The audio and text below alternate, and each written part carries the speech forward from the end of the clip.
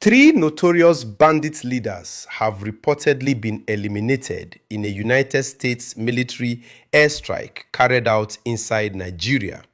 And this development is already raising serious questions about Nigeria's security structure, government transparency, and the true handling of intelligence at the highest levels. One of the names at the center of this operation is Bello Turji, a man who for years symbolized the failure of the Nigerian state to protect its citizens from armed banditry. According to multiple reports, the U.S. strike targeted known bandit strongholds in the Northwest, resulting in the elimination of three high-profile figures responsible for mass kidnappings, village raids, killings, and large-scale terror across Zamfara, Sokoto, and surrounding areas. These are not low-level criminals. These are individuals who have openly challenged the authority of the Nigerian state, imposed illegal taxes on communities, and operated with shocking confidence for years. Bello Turji's name alone carries weight. He has repeatedly appeared in videos, granted interviews, threatened communities, and even mocked government efforts to stop him. His operations have displaced thousands, ruined livelihoods, and contributed significantly to the climate of fear in the Northwest. For many Nigerians, the idea that such a figure could be eliminated so swiftly by a foreign military immediately raises a painful question. If he could be located and neutralized now, why was this not done years ago? The controversy, however, does not stop at the strike itself. It begins with how the Nigerian government responded afterward. Shortly after news of the operation broke, the Nigerian government confirmed that it worked with the United States on the strike. Officials acknowledged that there was intelligence cooperation between Nigeria and the US, effectively admitting that Nigerian authorities provided information that helped identify the targets and their locations. Good evening, gentlemen of the press. The federal government of Nigeria, in close coordination with the government of the United States of America, has successfully conducted precision strike operations against two major Islamic State ISIS terrorist enclaves located within the Bauni axis of Tangaza local government area of Sokoto State. Intelligence confirmed that these locations were being used as assembly and staging grounds by foreign ISIS elements infiltrating Nigeria from the Sahel region in collaboration with local affiliates to plan and execute large-scale terrorist attacks within Nigerian territory. The precision strike operations were executed between 12 midnight and 1:30 a.m. on Friday, December 26, 2025, following explicit approval by the President of the Federal Republic of Nigeria, His Excellency President Bola Ahmed Tinubu, GCFR. The operation was carried out under established command and control structures with the full involvement of the armed forces of Nigeria under the supervision of the Honorable Ministers of Defense and Foreign Affairs, as well as the Chief of Defense Staff. The strikes were launched from maritime platforms domiciled in the Gulf of Guinea after extensive intelligence gathering, operational planning, and reconnaissance.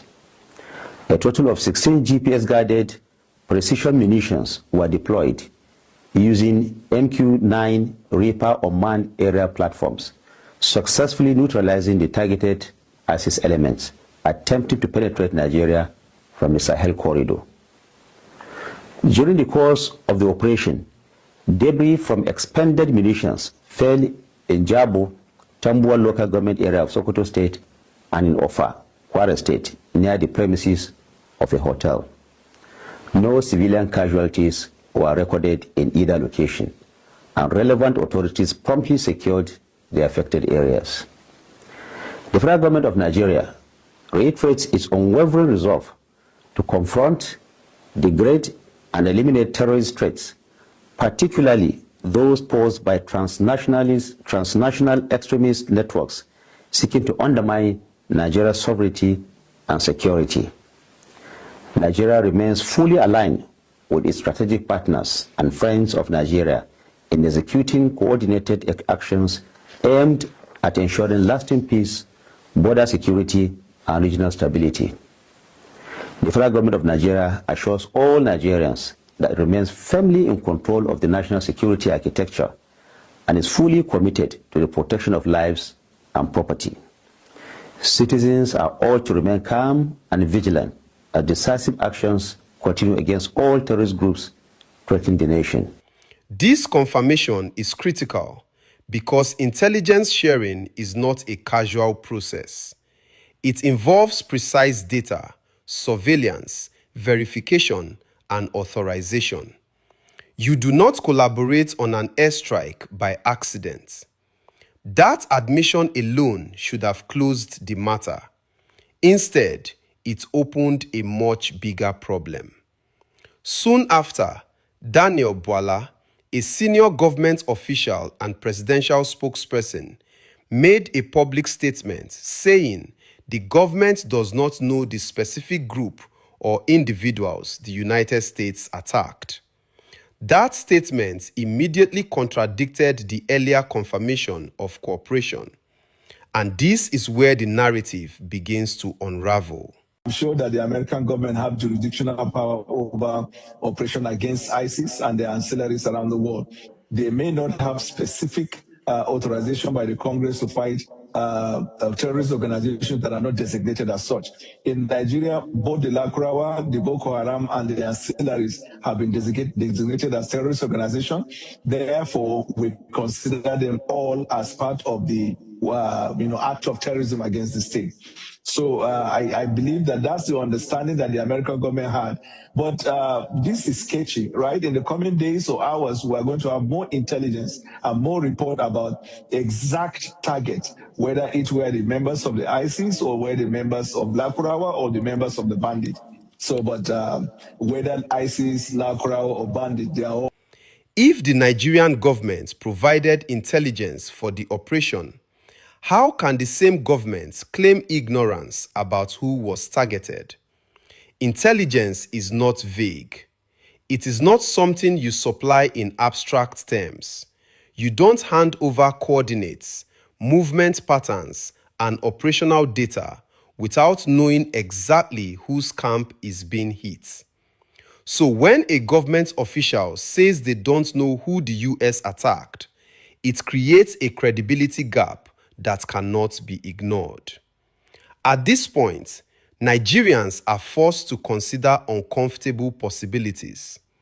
Either the government is not being truthful about its involvement, or different arms of the same government are operating without coordination, speaking independently, and contradicting each other on a matter as sensitive as foreign military action on Nigerian soil.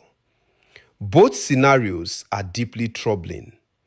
If the government did not know who was targeted, then why confirm cooperation at all? And if the government did know, then why deny knowledge afterward? This inconsistency weakens public trust and raises concerns about accountability, transparency, and competence within the security and communication structure of the states. This issue goes beyond public relations. It touches directly on national sovereignty. Allowing a foreign military to conduct strikes within Nigeria is a serious decision. It requires clear authorization, clear objectives, and clear ownership of the outcome. When officials give conflicting accounts, it creates the impression of confusion, lack of control, or worse, deliberate obfuscation. There is also a deeper question Nigerians are asking quietly but persistently. Why did it take the involvement of the United States to neutralize bandit leaders who have terrorized Nigerians for years? Bello Turji did not suddenly appear last month. His activities have been documented for a long time. Victims have cried out. Communities have protested. Reports have been filed. Yet, decisive action always seemed delayed, incomplete, or absent. Now, in a single strike involving foreign forces, multiple notorious figures are eliminated. That contrast is difficult to explain away. Some see this as proof that Nigeria has the intelligence but lacks the political will to act. Others see it as evidence of institutional weakness, where local forces are constrained by bureaucracy, corruption, or fear of backlash. Whatever the explanation, the optics are damaging. It reinforces the perception that Nigerians are only protected when external powers step in. The mixed messaging from government officials only makes matters worse. Instead of presenting a unified, transparent account of what happened, Nigerians are watching officials contradict one another in real time. That shifts attention away from the success of removing dangerous criminals and toward doubts about leadership coherence. It also raises concerns about internal accountability. If intelligence was shared, who approved it? Which agency coordinated with the US? Was the presidency fully briefed? Were the military and intelligence services aligned? These are not academic questions. They go to the heart of how Nigeria manages security in an era of rising insecurity. Another layer to this issue is public perception. Many Nigerians feel that banditry, terrorism, and violent crime have been handled selectively. Some criminals are pursued aggressively, while others seem untouchable for years.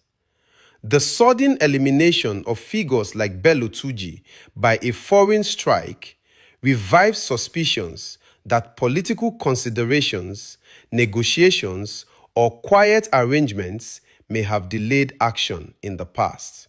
Whether those suspicions are true or not, the government's contradictory statements are fueling them.